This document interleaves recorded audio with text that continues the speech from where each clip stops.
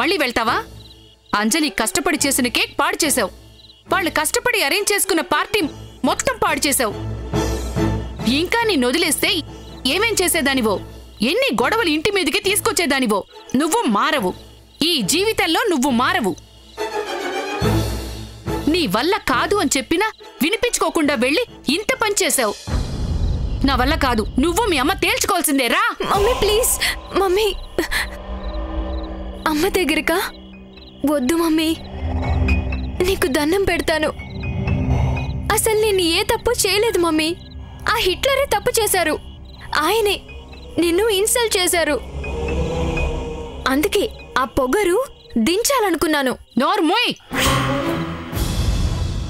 అతని పొగరు దించడానికి నీకేం హక్కుంది? వెళ్ళిన పని చూసుకోకుండా అంత పెద్ద ఫ్యామిలీతో గొడవ పెట్టుకుని వస్తావా? రా లోపలికి. మమ్మీ మమ్మీ కావాలంటే ఇక్కడే తిట్టు మమ్మీ, లోపలికి రాను మమ్మీ. రా మమ్మీ ప్లీజ్ మమ్మీ, అమ్మని బాధ పెట్టే పని ఇంకెప్పుడు చేయను మమ్మీ. Mummy please mummy. నువ్వు రా.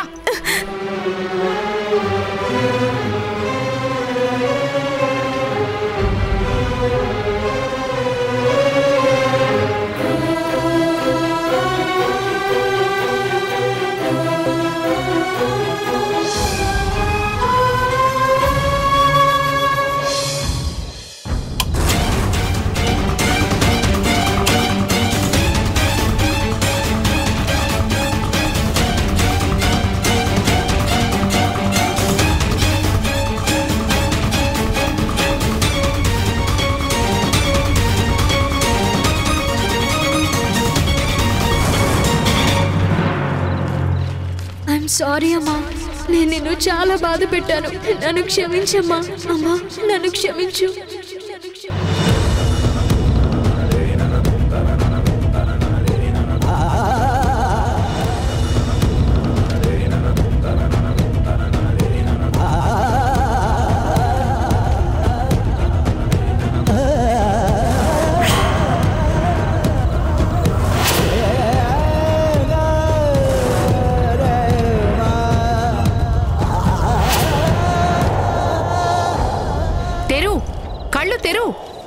కళ్ళు మూసుకుంటే తప్పులు ఒప్పులైపోవు. చూడు, నువ్వు చేసిన తప్పుల జాబితాలు చూడు. పాపం పెరిగిపోయినట్టు నీ తప్పులన్నీ ఎలా పెంచుకుంటూ పోతున్నావో చూడు.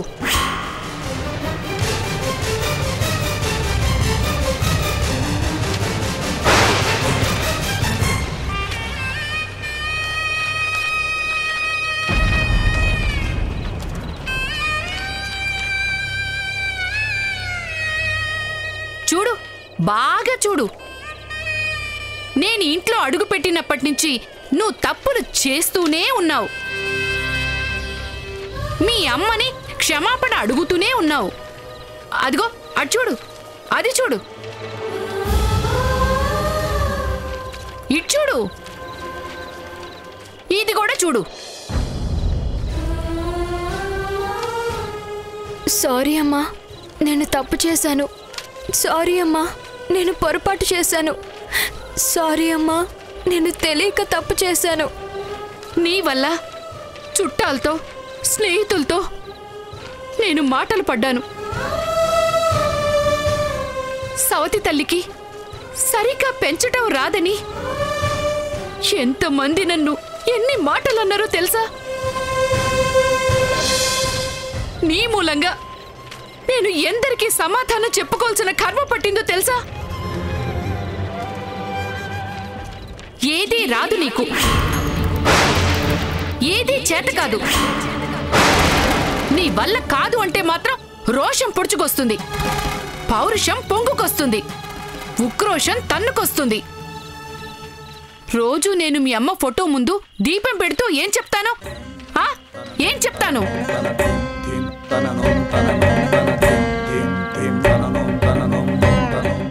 నేను గొప్ప పొజిషన్లో నిలబెడతాను అని ప్రమాణం చేస్తాను.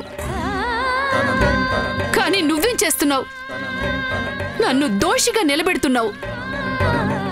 దీనివల్ల నేను పడే బాధ పక్కన పెట్టు. మీ అమ్మ ఆత్మ ఎంత అలమటిస్తుందో తెలుసా?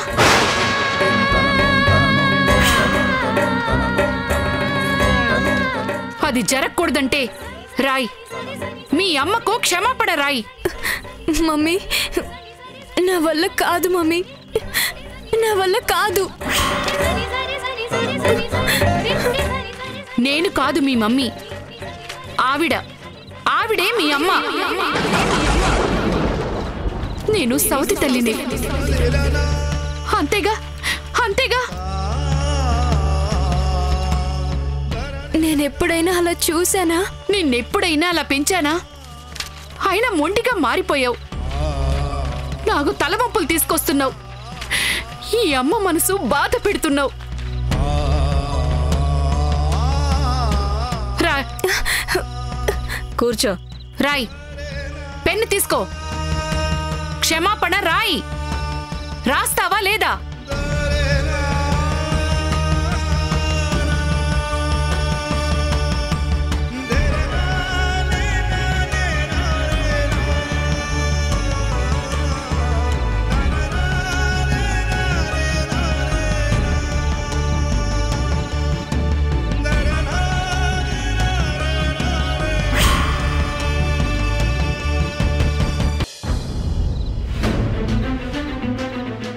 ఈ బర్త్డే రోజు ఏజే పెళ్లి విషయం తేల్చేయాలని మన ముగ్గురం వేసుకున్న ప్లాన్ అంతా 10 నిమిషాల్లో పాడు చేసిపోయింది ఆ కేకు పిల్ల. ఆ పిల్ల గొడవ చేయడం కూడా మంచిదే అయింది. 7 ప్రమాణాలు ఎంత ఘోరంగా ఉన్నాయో ఏజేకి క్లియర్ చేసి వెళ్ళింది. అంత రియలైజ్ అయ్యే మనిషి అయితే ఇన్ని రోజుల నుంచి మనం ఇన్ని తిప్పులు పడ్డం ఎందుకు? హిట్లరు తనంతట తానే మారడు. ప్రవళిక లాంటి అత్తని తీసుకొచ్చి కట్టబెడితే తప్ప హిట్లర్ మనందరినీ తన చాదస్తంతో ఇబ్బంది పెట్టకుండా ఉంటాడు. చాదస్తవా, మూర్ఖత్వమా? ఏం మాట్లాడుతున్నారు మీరు?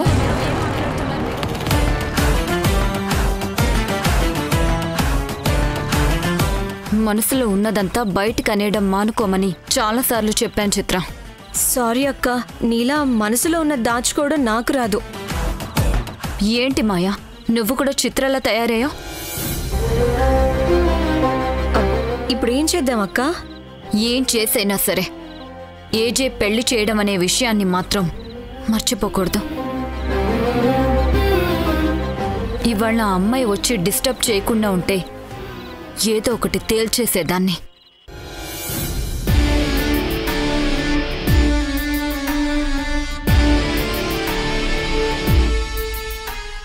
ఏజే,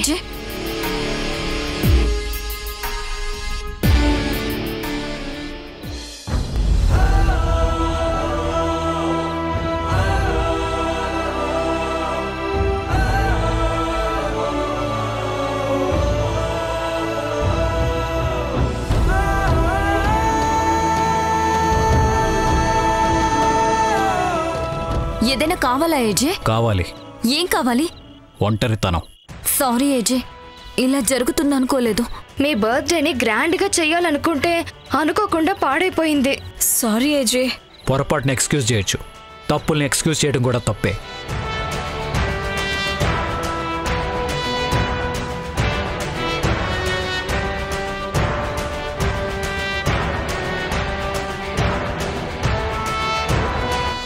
ఏం కావాలో మాతో చెప్పండి ఏజే, చేస్తాం. మీరు ప్రవళికనే మర్చిపోయేలా చేయడానికి చాలా కష్టపడుతున్నారు, కానీ అది ఎప్పటికీ జరగదు.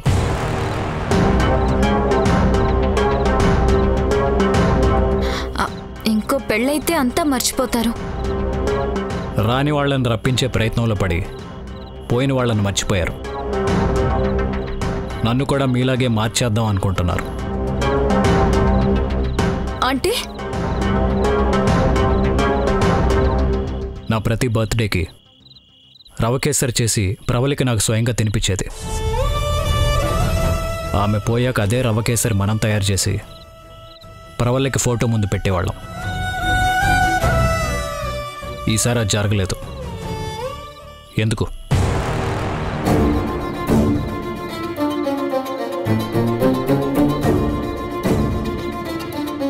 నా మంచి నేను చూసుకోగలను. నాకు మంచి చేయాలని ఆలోచిస్తూ నాకు నచ్చే పనులు మానుకుంటే మీరెవ్వరూ నాకు నచ్చరు. ఇటివ్వండి, మేం చేస్తాం. ఇక నుంచైనా నేను సంతోషంగా ఉండాలంటే ప్రవళిక అత్తయ్యకి సంబంధించిన అన్ని విషయాలు మీకు గుర్తు పెట్టుకోవాలి. ఇక నుంచి మేమేది మర్చిపోం.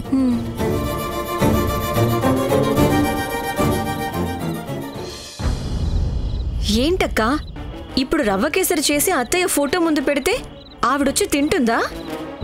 ఏజేకి నచ్చందేంటో తెలుసా? ఏంటది? నచ్చే పనులు చేయకపోవడం. చిత్ర, ఆ జీడిపప్పిటివ్వు.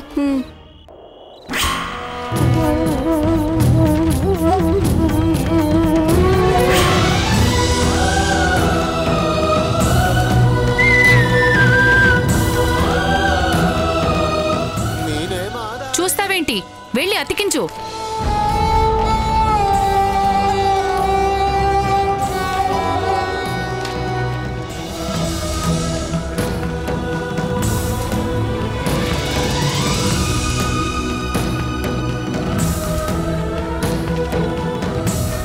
చూసావా, సారీ చెప్పడానికి కూడా నీకు స్థలం దొరకడం లేదు.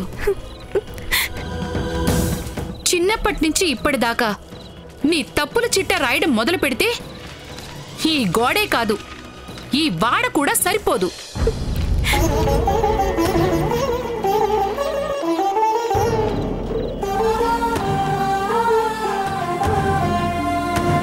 గుర్తుపెట్టుకో, నీ వల్ల ఏదీ కాదు. నువ్వేమీ చెయ్యలేవు. ఇది నేను, బయట జనాలు అనే మాటలు మాత్రమే కాదు, ఈ గోడే అందుకు సాక్ష్యం. ఇలా తప్పులు చేసినంత కాలం నీ పరిస్థితి ఇంతే. నేనేం చేశాను మమ్మీ? తప్పుని తప్పు అని చెప్పడం కూడా తప్పు అంటే మరి నేనేం చేయాలి? నేను కావాలని ఏ తప్పు చేయను. ఇప్పటిదాకా తెలిసి నేను ఏ తప్పు చేయలేదు. చాలా ఆపు. నీ గురించి నువ్వు నాకే చెప్తున్నావా? నువ్వు చాలా చేసావు. అసలు అన్నిటికంటే పెద్ద తప్పు ఎప్పుడో చేసావు. నేనేం చేశాను మమ్మీ? ఏం చేసావా? నా నోటితోనే చెప్పించాలనుకుంటున్నావా?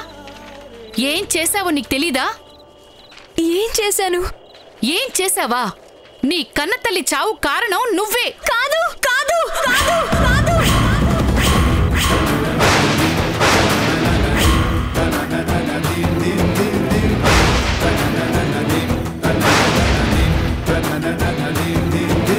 అరవకు. అరిస్తే అబద్ధాలు నిజాలైపోవు.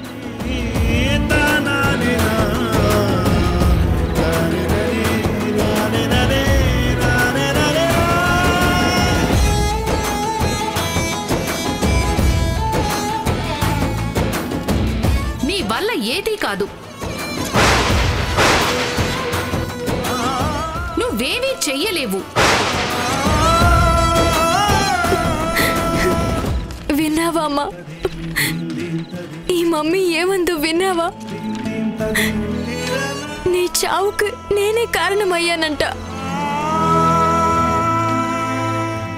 ఏ కూతురైనా కన్న తల్లిని చంపుకోవాలనుకుంటుందా?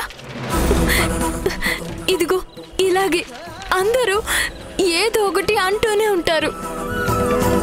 నేను ఏం చేసినా తప్పే. నాన్నని బాగా చూసుకున్న తప్పే, చెల్లిని ప్రేమగా చూసుకున్న తప్పే. బయట వాళ్ళు ఏదైనా అంటే జవాబు చెప్పడం కూడా తప్పే. ఇంట్లోనూ బయట స్కూల్లోనూ అందరూ నేను చేయని తప్పు చేశావు అంటారు. ఏ ఒక్క పని నాకు సరిగ్గా చేయడం రాదు అంటారు. నువ్వుంటేనే బాగుండేదమ్మా. ఇది మంచి, ఇది చెడు అని నువ్వు చెప్తే నేను నేర్చుకునేదాన్ని. అయినా ఇప్పుడు నిజంగా నేను ఏ తప్పు చేయలేదమ్మా. ఈ మమ్మీ నాతో బలవంతంగా క్షమాపణ రాయించిందమ్మా. ఇలాగే నువ్వేమీ చేయలేవు అని అందరూ అంటుంటే నిజంగానే నేనేమీ చేయలేనేమోనని భయమేస్తుందమ్మా. భయమేస్తుంది. అక్క అక్క రా అక్క, రా అక్క.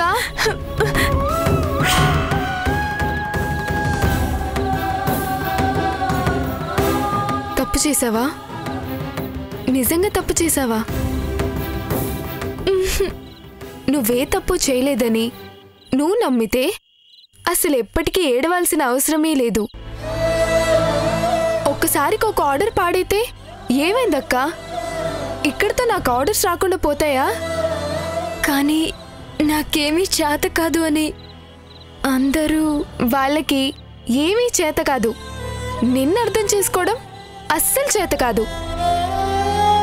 ముందు నువ్వు చేయాల్సింది నువ్వేంటనేది నువ్వే తెలుసుకోవడం. నీకు నువ్వు అర్థమైతే చాలు, ఎవ్వరికీ భయపడాల్సిన పని లేదు.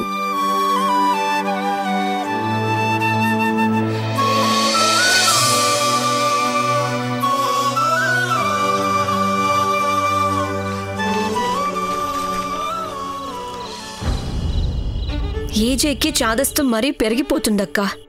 ఇంట్లో ఉంటే పిచ్చెక్కేలా ఉంది నాకు. పేరుకి పెద్ద రెస్టారెంట్ ఉంది, అందులో 50 రకాల స్వీట్లుంటాయి. కానీ అత్తకు రవ్వ కేసరే చెయ్యాలి, అది ఇంట్లోనే పెట్టాలి, అది కూడా మనమే చెయ్యాలి. లేదంటే మన ముగ్గురికి బద్ధకం పెరిగిపోయింది అంటాడు. కాదంటే పోయిన అత్తగారి మీద గౌరవం లేదు అంటాడు. ఏజే వల్ల నువ్వొక్కదానివేనా? నేను ఇబ్బంది పడుతూనే ఉన్నాను. నేనెవరికి చెప్పుకోవాలి?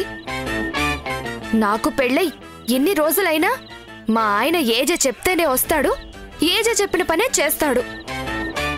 రెస్టారెంట్కి తాళి కట్టాడో నాకు తాళి కట్టాడో అస్సలు అర్థం కావడం లేదు. బయటికి వెళ్దాం రమ్మంటే ఏజే పొమ్మంటే వస్తానంటాడు. ఏజేకి 3 కొడుకులు, మన ముగ్గురులో ఒక్కరికైనా ఒక్క బిడ్డ కూడా పుట్టలేదు. అందుకే అత్తని వెతికి అంటగడితే మన అందరికీ ఫ్రీడమ్ దొరుకుతుందని అనుకుంటే ఆ దిక్కు మళ్ళీ 7 ప్రమాణాలు పట్టుకుని ఏడిపించేస్తున్నాడు. ఏజే గాని పెళ్లి చేసుకుని ఆ కొత్త అత్తతో బిజీగా ఉంటే రెస్టారెంట్లో నేను అడుగుపెట్టి 6 నెలల్లో 7 స్టార్ హోటల్గా మార్చేసేదాన్ని. ఏజే ఎప్పుడు పెళ్లి చేసుకుంటాడో అప్పుడే మనందరికీ విముక్తి. మీ ఆలోచన తప్పు.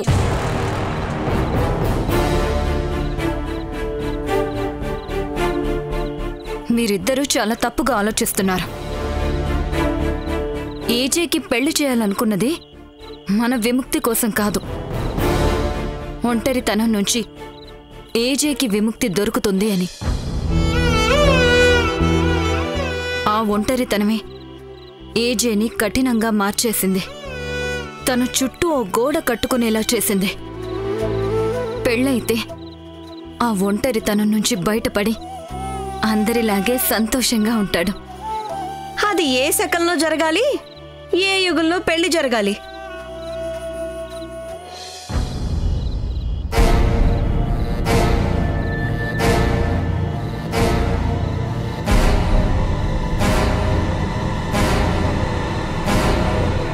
కనీసం ఈ దశాబ్దంలోనైనా ఏజే ఇంకో పెళ్లికి ఒప్పుకుంటాడన్న నమ్మకం ఉందా?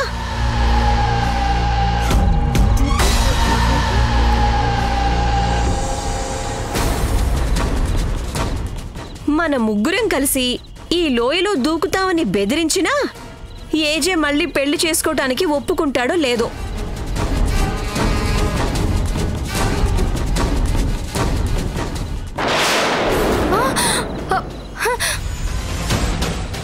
మనం లోయలో దూకక్కర్లేదు, మన కారు మనల్ని తోసేస్తుంది. అటు చూడండి, ఆపుదాం పదండి.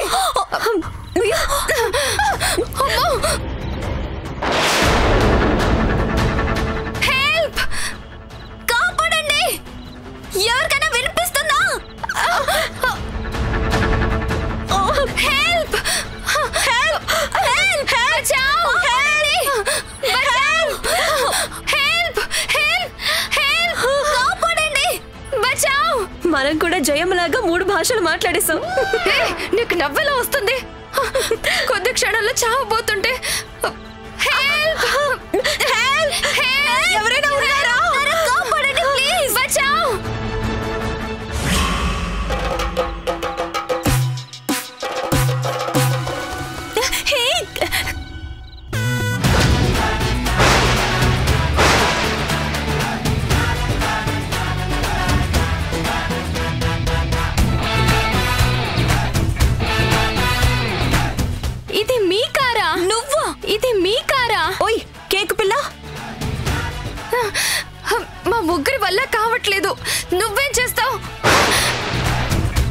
వల్ల కాదు గాని ఎవరినైనా పిలువు పో.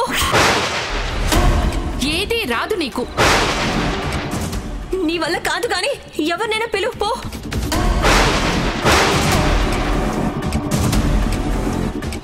నీ వల్ల ఏదీ కాదు. నువ్వేమీ చెయ్యలేవు.